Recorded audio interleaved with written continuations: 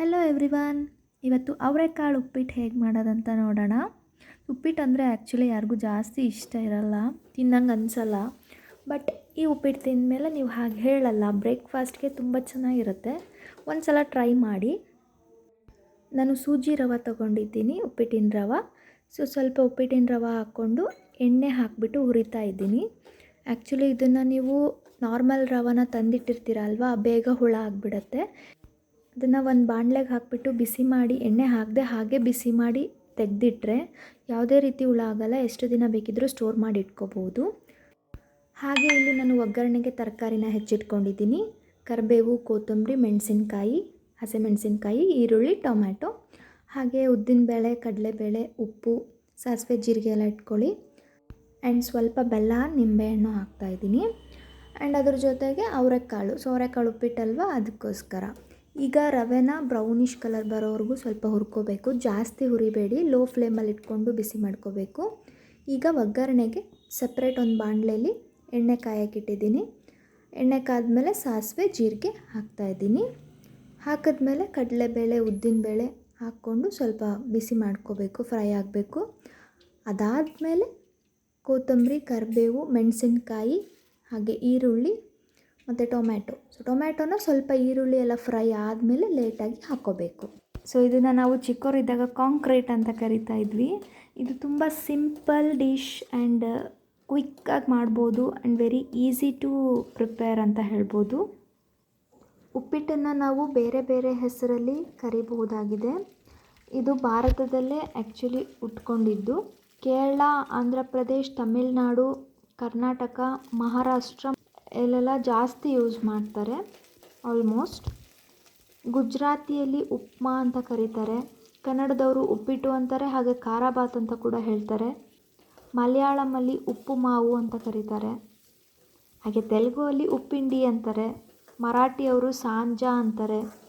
ಕೊಂಕಣಿಯವರು ರುಲಾವ್ ಅಂತಾರೆ. ಹೀಗೆ ಡಿಫ್ರೆಂಟ್ ನೇಮಿಂದ ಈ ಖಾದ್ಯಕ್ಕೆ ಹೆಸರಿದೆ. ಇವಾಗ ಅವರೆಕಾಳು ಹಾಕ್ತಾಯಿದ್ದೀನಿ.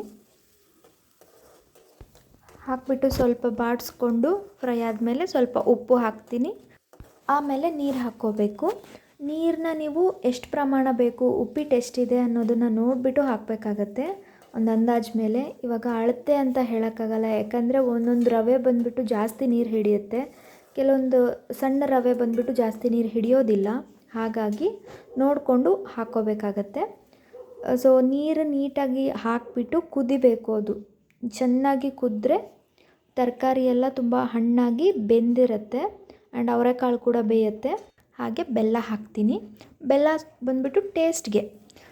ಯಾವುದೇ ಅಡುಗೆ ಆದ್ರೂ ಉಪ್ಪು, ಹುಳಿ, ಖಾರ ಎಲ್ಲ ಇದ್ರೇ ಅದಕ್ಕೊಂದು ರುಚಿ ಬರೋದು. ಹಾಗಾಗಿ ನಾನು ಸ್ವಲ್ಪ ಬೆಲ್ಲ ಹಾಕ್ಕೋತೀನಿ ಮತ್ತು ನಿಂಬೆಹಣ್ಣಿನ ರಸ ಹಾಕ್ತಾಯಿದ್ದೀನಿ.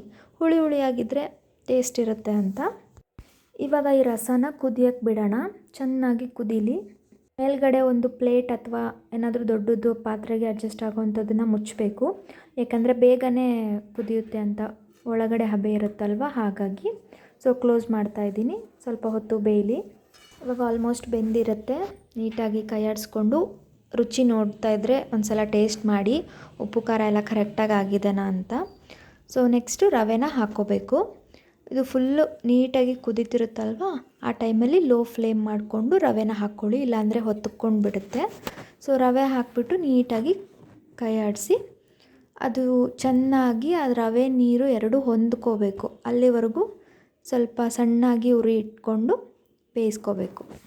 ನೀರೆಲ್ಲ ಕಡಿಮೆ ಆಗೋವರೆಗೂ ಚೆನ್ನಾಗಿ ಬೇಯಿಸಿ, ಯಾವಾಗ ಉಪ್ಪಿಟ್ಟು ನೀರೆಲ್ಲ ಹೀರ್ಕೊಂಡು ಗಟ್ಟಿ ಆಗುತ್ತೋ ಆವಾಗ ರೆಡಿ ಆಗಿದೆ ಅಂತ ಅರ್ಥ.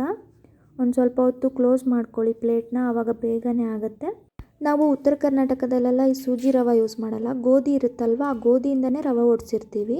ಆ ರವೆಯಲ್ಲಿ ಉಪ್ಪಿಟ್ಟು ಮಾಡಿದರೆ ಇನ್ನೂ ಟೇಸ್ಟಾಗಿರುತ್ತೆ.